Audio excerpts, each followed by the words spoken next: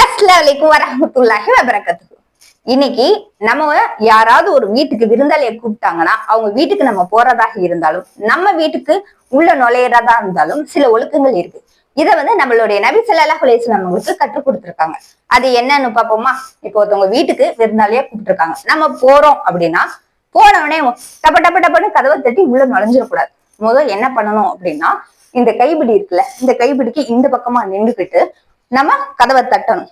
அவங்க அனுமதி கொடுத்தா உள்ள போகணும். அப்படி இல்லையா அப்படின்னா நம்ம ரிட்டர்ன் கிளம்பி போயிடணும். இப்ப ஒரு வீடுக்குள்ள நம்ம நுழையும் போது நம்ம சில துவாக்கள் சொல்லிட்டு நுழையணும். அது என்ன துவா அப்படின்னா, பிஸ்மில்லாஹி வலஜினா பிஸ்மில்லாஹி ஹரஜினா வலா ரப்பினா தவக்கல்னா. இறைவனுடைய பேரால உள்ள நுழையிறோம், இறைவனுடைய பேரால வெளியே வரோம், இறைவா நீயே பொறுப்பாளன் அப்படின்னு சொல்றோம்.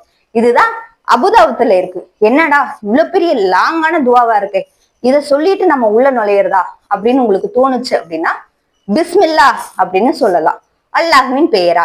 இது முஸ்லிம்ல 4106வது ஹதீஸாக இருக்கு. நம்ம ஒரு வீட்டுக்குள்ள நுழையும் போது நம்மளுடைய வலது காலை தான் எடுத்து வச்சு நம்ம உள்ள போகணும். இடது காலை வச்சு உள்ள போக கூடாது.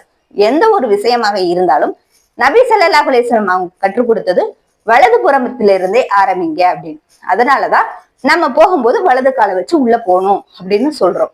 இந்த விஷயத்த நம்ம பிள்ளைகளுக்கு நம்ம சொல்லி கொடுக்கணும்.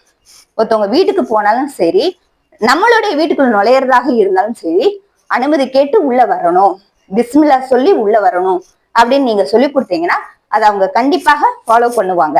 நம்ம சின்ன பிள்ளையில இருந்தே அதை பழக்கப்படுத்திட்டோம் அப்படின்னா அவங்க மாறவே மாட்டாங்க. அதை கரெக்டா அவங்க ஃபாலோ பண்ணி வருவாங்க. இன்ஷா அல்லாஹ் நம்மளுடைய பிள்ளைகளுக்கும் இந்த ஒரு ஒழுக்கத்தை சொல்லி கொடுப்போம்.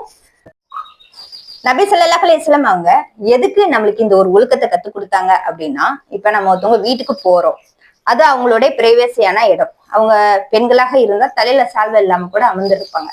நம்ம பேசாம கடகடன்னு உள்ள போயிட்டோம், அனுமதி கேட்காம உள்ள போயிட்டோம் அப்படின்னா அவங்களுக்கும் சங்கடம், நம்மளுக்கும் சங்கடம். அத இதுல இருந்து தடுக்கிறதுக்காகவும், அதுக்கப்புறம் சில பேர்த்தோடைய பார்வை எப்படி இருக்கும் அப்படி சொன்னா, நம்மளை பார்த்து பேசவே மாட்டாங்க. அப்படியே வீட்டை அப்படியே ஒரு நோட்டம் விடுவாங்க. வீட்டுல என்னென்ன பொருள் இருக்கு, யார் யார் இருக்கிறாங்க, வீடு எப்படி அமைஞ்சிருக்கு அப்படி சொல்லிட்டு அப்படியே ஃபுல்லா நோட்டம் விடுவாங்க. நோட்டம் விட்டுட்டே தான் பேசுவாங்க. இதுல இருந்து நம்மளை தடுக்கிறதுக்காகவும், அதுக்கப்புறம் சில பேர் என்ன பண்ணுவாங்க தெரியுமா, தட்டி தட்டி பார்ப்பாங்க. வீட்டை நம்ம திறக்கல அப்படின்னா அந்த ஓட்டு வழியாக அப்படி குனிஞ்சு பார்ப்பாங்க, ஆள் இருக்காங்களா இல்லையா. இப்படி ஒரு முஸ்லிம் பாக்குறது தப்பு.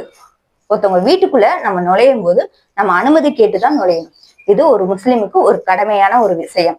இன்ஷா அல்லாஹ் இனிமேலு நம்ம ஒருத்தவங்க வீட்டுக்கு போனோம்னா நம்மளும் அனுமதி கேட்டு உள்ள நுழையணும். அந்த பழக்கத்தை நம்ம கொண்டு வரணும், நம்மளுடைய பிள்ளைகளுக்கும் கொண்டு வரணும் இன்ஷா அல்லாஹ். அஸ்ஸலாமு அலைக்கும் வரஹ்மத்துல்லாஹி வபரகாத்துஹு.